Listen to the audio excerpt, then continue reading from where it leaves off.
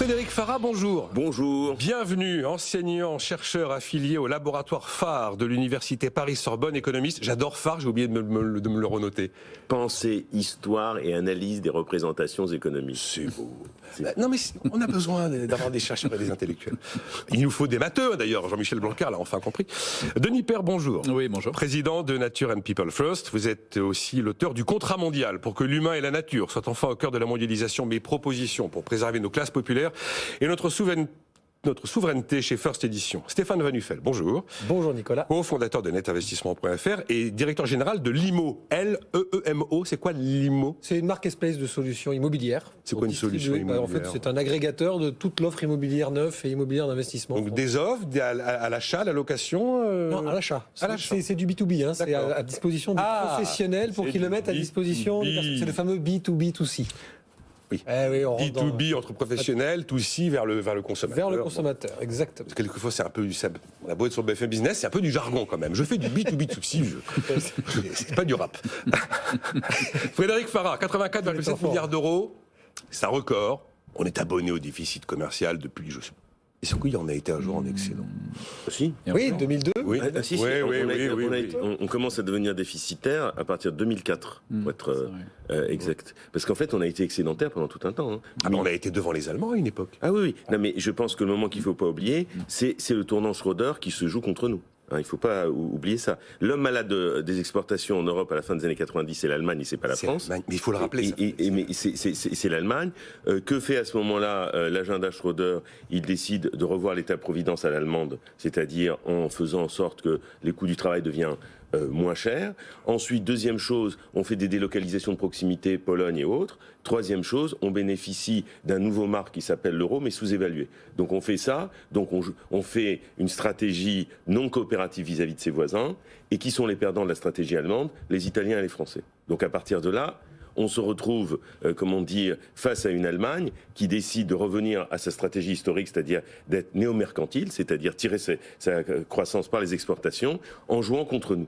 Et donc, en plus, elle bénéficie d'une monnaie qui va être sous-évaluée par rapport à nous. Et qu'est-ce qui va nous faire du mal sur notre industrie entre 2001 et 2008? C'est l'euro fort. Je rappelle qu'en juillet 2008, avec 1 euro, vous avez 1,60 $. Oui, c'est le record, c'est colossal. C'est quand même le record. C'était bon pour le pétrole. Voilà. Payer moins cher notre pétrole. Voilà. Et de 99 à 2001, c'était l'euro faible. L'euro faible, il cesse et je rappelle quand même que jusqu'en 2008, au début de la crise des subprimes, les taux d'intérêt de la BCE sont encore à 4,50. Hein. Je veux dire, il faut quand même le garder à l'esprit. Donc on se retrouve dans cette situation. Donc là, on est déficitaire. Après, il y a d'autres causes qui sont effectivement structurelles. Il n'y a pas que les Allemands et l'euro. Non. Après, il y a des déficits qui sont des causes structurelles, qui ne sont pas un problème tellement de coûts parce qu'on a rattrapé ça par rapport à nos voisins, on était plus cher. C'est un problème de spécialisation et de montée en gamme.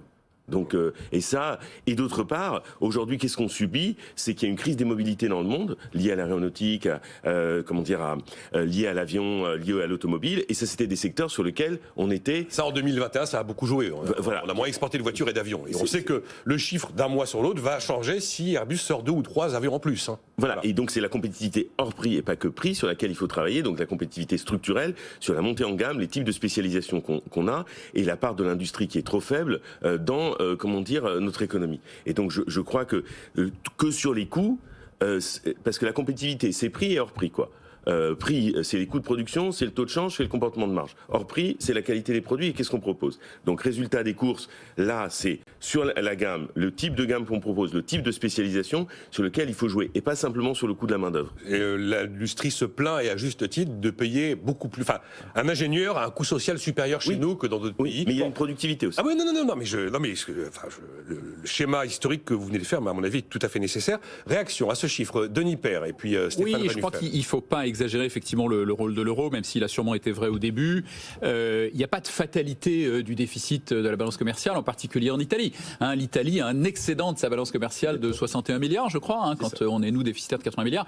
La Belgique a un excédent de 21 milliards. Si on avait l'excédent de la Belgique rapporté à la taille de la France, on aurait un excédent de 120 milliards. Courant, les excédents dont vous parlez plutôt? Non, c'est commercial. Non, c'est commercial.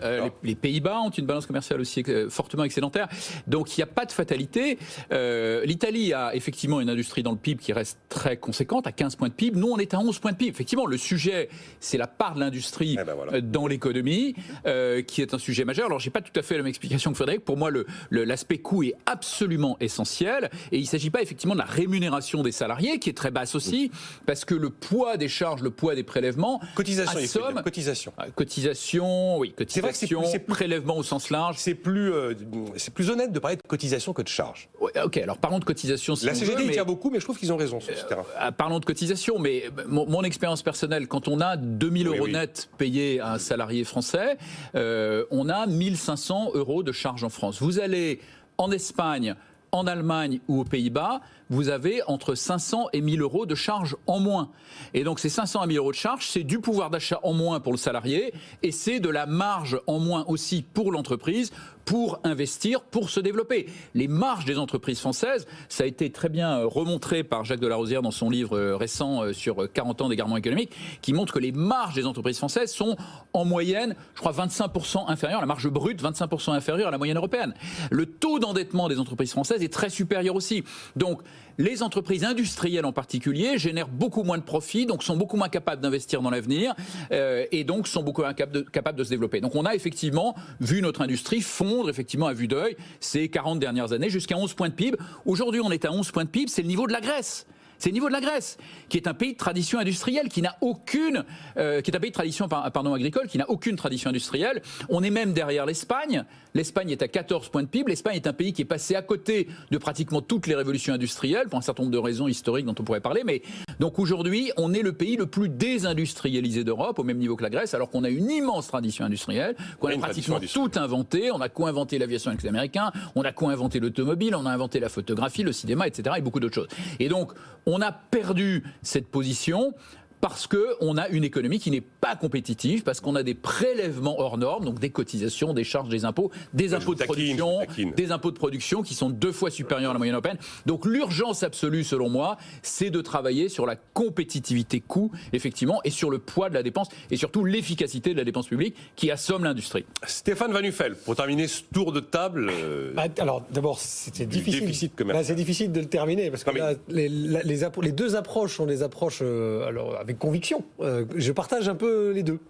Moi, je vous écoute avec intérêt et je considère que c'est une synthèse assez... Nicolas, on ne peut pas effacer, vous savez que je me suis énervé 10 fois sur ce plateau sur les déficits budgétaires, les excédents budgétaires de l'Allemagne qui viennent aussi également des déficits et des excédents commerciaux. S'il y en a qui gagnent beaucoup, il y en a en face et d'autres qui perdent. Dans un environnement... Alors, le pari des Français que Frédéric rappelait, c'est qu'on devait faire l'équilibre avec les Anglais, mais qui ne sont jamais rentrés dans la monnaie à cette époque-là. Ça aussi, il faut le rappeler. Donc on s'est un peu fait avoir, entre guillemets, mais on ne va pas revenir sur la partie macro, mais c'est important de le rappeler, en particulier sur cette antenne, on peut le faire. Frédéric a fait une très bonne démonstration. C'est important de reposer les bases. Il y a eu à un moment donné un virage dans les années 90-2000. L'Allemagne a décidé de faire une politique de producteur et les Français ont fait une politique de consommateur, que les Italiens se sont retrouvés un peu entre les deux, avec un tissu déjà industriel peut-être proportionnellement plus puissant que celui de la France. C'est un pays de producteurs, les Italiens, et c'est pas l'image qu'on se fait de l'Italie et de la Dolce Vita. Et ils se sont retrouvés entre les deux. Voilà. Donc ça, il faut le poser. Maintenant, aujourd'hui, je partage évidemment la forte énergie que met Denis dans le sujet. Évidemment, le coût ne peut pas être oublié. On a aujourd'hui un coût du travail, un coût de production qui a pénalisé les industries. Et là où on s'est trompé, selon moi, juste pour finir là-dessus, parce que pas un sujet sur lequel on a besoin de s'étendre, en tout cas moi j'ai rien à rajouter, c'est qu'on a spécialisé notre industrie. Donc je ne partage pas forcément l'idée qu'il faudrait remettre de la qualité. Luxe, automobile, aéronautique, pharmacie. Et on est devenus des champions. Sauf qu'en fait ça devient un mini décile, même pas. C'est une toute petite proportion de cette industrialisation. Et ce qui nous coûte, selon moi, très cher aujourd'hui dans le déficit commercial, c'est que les produits de consommation de base du quotidien, et c'est un retour vers le circuit court qu'il faut appeler, ne sont plus produits en France, ils sont produits en Espagne, en Italie, en Allemagne, évidemment en Chine, en Amérique du Sud, etc. Et ces importations-là, c'est celles du quotidien. Et c'est celles-là qui nous coûtent, je pense, dans le déficit commercial, très cher. On est devenu très très bon sur la très haute industrie de pointe, donc je n'accepte pas que les Allemands ont une meilleure qualité que les Français, ça c'est ce qu'on nous répète tout le temps, c'est pas vrai, sauf qu'on a oublié de garder de la qualité et un bon rapport qualité-prix et coût-qualité pour produire finalement nos produits de consommation du quotidien. Il y a eu aussi cette espèce de vrille intellectuelle de la fin des années 90 où on pensait que l'avenir était au service, ça a été une espèce d'emballement généralisé. Mais là, ça a été une sorte d'emballement intellectuel généralisé, une sorte d'erreur collective. D'intellectualisation de la population française. Bon, pour terminer sur le sujet, peut-être, de juste une donnée additionnelle qui montre à quel point, effectivement, notre tissu industriel s'est complètement effondré. C'est l'Institut Montaigne qui a montré ça récemment, qui a montré qu'en 1980, on avait autant d'ETI que l'Allemagne. À peu près 10 000. Aujourd'hui, on en a 2 fois moins. Donc ces ETI, ces entreprises de taille intermédiaire, qui étaient un peu partout sur tout le territoire, ont disparu, effectivement, ces dernières 40 années, du fait, effectivement, de l'absence de compétitivité de l'économie. Et donc c'est autant d'emplois industriels qui ont disparu dans ces régions périphériques, qui aujourd'hui se retrouvent avec très peu d'opportunités, avec souvent, comme premier employeur, l'hôpital local, des services sociaux, beaucoup d'aides sociales, et puis, de fait, une révolte populaire qui s'est fait ressentir. Il y a eu des contraintes, il y a eu des contraintes sociales très lourdes qu'il n'y a pas eu en Allemagne. La flexibilisation du monde du travail en Allemagne, à la même période, nous on faisait l'inverse. C'est-à-dire qu'une ETI, ça devenait extrêmement compliqué d'avoir plus de 50 salariés. Il faut écouter Sylvain Aurébi, qui était à la tête d'une ETI, raconter que on aime la PME, la TPE, et l'ETI, elle prend dans tous les sens, il y a des effets de seuil partout. Quand vous êtes à la tête d'une ETI, vous n'êtes absolument pas dans les promesses des programmes, où on adore le patron de PME. Et en fait, c'est très compliqué aujourd'hui d'avoir une ETI, de la faire grandir en France, parce que vous prenez des quantités de pesanteur, de fiscalité, qui sont et de contraintes sur lesquelles les PME sont épargnées. De contraintes au quotidien. Vous vouliez réagir encore, Frédéric Farah, sur...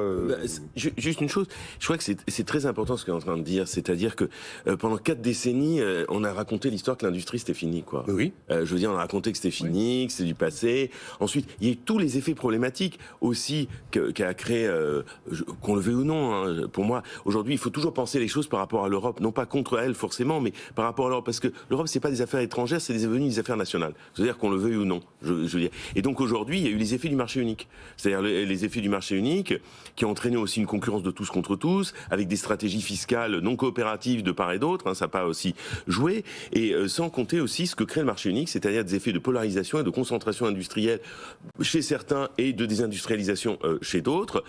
Ça, il ne faut pas non plus l'oublier dans cette histoire. Et en même temps, en termes de cotisation sociale, je rappelle que depuis 1993, sur les salaires autour du SMIC... À hauteur du SMIC, oui. À hauteur du SMIC, on n'a pas arrêté de faire des exonérations dans tous les sens. Alors, d'un côté, on a préservé des emplois peu qualifiés qui étaient détruits dans les années 80, mais le problème, c'est aussi, il faut agir sur les emplois qui aussi sont plus productifs et aussi, effectivement, augmenter cette question de la productivité. Bon, alors c'est pour cela que certains, ramènent la question du temps de travail, parce que si la productivité court plus vite que la production à temps de travail inchangé, ça détruit de l'emploi. Donc il faut savoir qu'est-ce qu'on fait dans les rapports production-productivité, temps de travail. Ça, c'est une autre question. Mais je crois que vraiment, tellement l'industrie a été abandonnée, je veux dire, et même dans le logiciel européen, parce que n'oublions pas... Ça revient là, on ça va en revient. parler dans un instant. Mais juste un mot, au moment de la constitution du marché unique, il y a eu à l'intérieur du patronat européen une espèce de bataille entre ceux qui pensaient qu'il était nécessaire de recréer au niveau européen comme des champions industriels et ceux qui pensaient au contraire qu'il fallait laisser une logique plus de marché. C'est le deuxième camp qui l'a plus emporté sur le premier, et on se rend compte du prix que l'on paye 40 ans plus tard par rapport à ce choix. Et je pense que l'Union européenne, sur les questions de libre-échange, de politique industrielle, soit elle a été aveuglée par une idéologie trop pro-marché, soit elle a été incapable de se penser comme acteur stratégique. Je ne suis pas d'accord. Alors, vous pouvez réagir à ça. Bon, ça va. Écoutez, il nous reste 5 minutes, Gvin, avant de marquer une pause. Voilà, il y a quand même Richard qui m'écrit « Ça fait toujours du bien d'accuser le premier de la classe pour justifier son mauvais classement. » Quand vous dites que l'Allemagne a joué contre nous, c'est pour ça qu'il écrit ça. Et lui, il met en cause... Il met la vie d'un ouvrier allemand. Il met en cause les 35 heures, notamment dans les éléments explicatifs. Sinon, il y a, lui s'appelle Tweets, donc Lie. Et il m'écrit ça a bon dos le coût du travail pour expliquer tout ça. Il considère que les entreprises françaises versent trop de dividendes et que c'est un élément explicatif. Bon. Vous n'êtes pas d'accord avec quoi, Stéphane Van Nuffel? Sur le principe que... Alors, Faites court, parce que sinon... Très court. L'erreur, moi je ne partage pas la vision de Frédéric, je la comprends. mais c'est pas justement le camp de ceux qui ont laissé faire le marché qui a détruit là une grande politique européenne industrielle, en tout cas une grande politique nationale industrielle. Faudrait préciser. Voilà, on s'est retrouvé justement au milieu, on n'a pas su choisir. C'est-à-dire que soit vous mettez tout ce qu'il faut pour que le marché en Europe agisse. parviennent. Et en fait, les Américains sont loin d'être un pays kolkhozien et soviétique. Bon, ils mettent tout ce qu'il faut quand il faut. Ils mettent des budgets étatiques, fédéraux, quand il faut, pour simplement laisser après aux autres. Alors évidemment, ça crée des distorsions de marché. C'est pas le monde des bisounours non plus, les États-Unis. Mais ils créent comme ça la Silicon Valley. Ils poussent Monsieur Musk avec les budgets de la NASA à envoyer des fusées. Bon, voilà. C'est ça, grosso modo. Et pour moi, c'est cette forme de libéralisme étatique qui doit être intelligente. C'est pas de faire des grandes politiques industrielles, parce que justement, le problème, c'est qu'on n'a pas su faire ça. Et on a fait des grandes politiques industrielles pour LVMH, Total, Airbus, et c'est tout. Et toutes les ETI et les PME, et mon voisin peut en parler, qui étaient hyper en pointe sur des sujets de techno, d'informatique dans les années 2000, etc., ils étaient dans le ventre mou, entre guillemets. Et donc, ils sont obligés d'aller chercher des business ailleurs. Et bien ça, c'est pas logique. Et je vais même pas jusqu'à la fiscalité, qui devient complètement débile pour ces entreprises-là et pour les créateurs de ces entreprises. Tout le monde dit qu'il nous faudrait effectivement en Europe des Barbades, des DARPA comme aux États-Unis. Il faudrait accepter d'avoir des Mark Zuckerberg, des milliardaires. Il faudrait arrêter de se dire que c'est sale. Voilà. Oui, juste en réaction à ce que disait Frédéric aussi, il y a eu quand même cette vision portée par Turuk à une époque de façon caricaturale de l'entreprise sans usine, mais qui est une idéologie américaine à la base. Ce sont les Américains à la base qui ont dit on n'arrive plus à concurrencer les Japonais. Il y a eu le choc d'excellence japonais dans les années 80 aux États-Unis.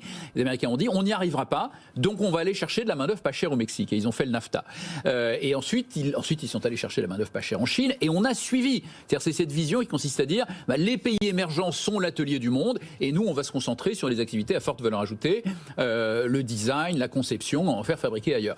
Et donc, d'où l'architecture du commerce mondial aujourd'hui, qui repose sur des pays émergents ou qui ont bien émergé comme la Chine, qui sont l'atelier du monde. Et le fait qu'on a abandonné l'industrie. Mais dans ce mouvement-là, il y a eu aussi un peu la double peine française, où nous, on a en plus ajouté le poids de l'État, des prélèvements, d'une dépense publique inefficace, qui a détruit un peu plus l'industrie. Il y a eu un peu une double peine en France, entre cette vision idéologique du commerce mondial, qui a consisté à mettre en compétition des pays qui avaient finalement des normes sociales et environnementales très très différentes des pays développés, et donc à privilégier effectivement une main-d'œuvre pas chère dans les pays émergents, et en plus, en France, une absence de compétitivité qui a détruit un peu plus le tissu industriel. Justement, Thierry Breton prépare un choc industriel, un choc incroyable. Il veut quadrupler la production de semi-conducteurs en Europe d'ici à 2030.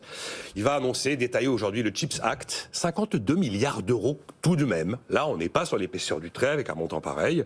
Et il a cette phrase terrible. Vous savez, TSMC à Taïwan, c'est plus de 50% de la production de semi-conducteurs mondiaux.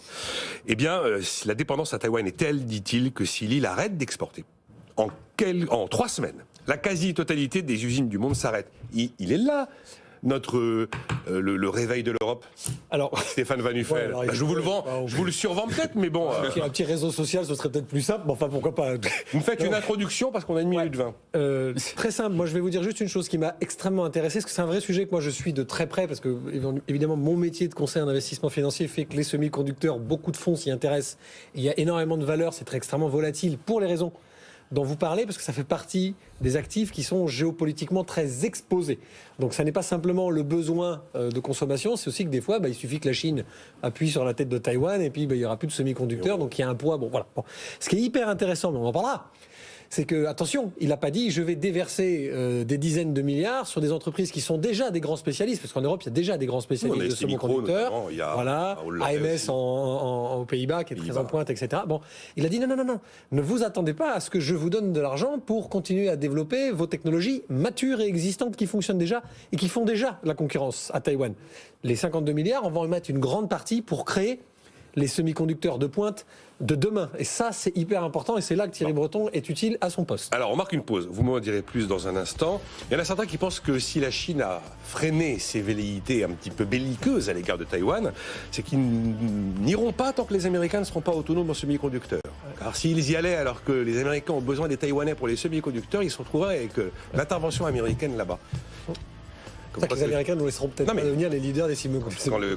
Quand finalement un produit aussi stratégique a aussi des ramifications géopolitiques. On marque une pause, on revient sur ce sujet. 4% du prix d'un véhicule aujourd'hui sur les semi-conducteurs, 20% du prix de ce même véhicule en 2030.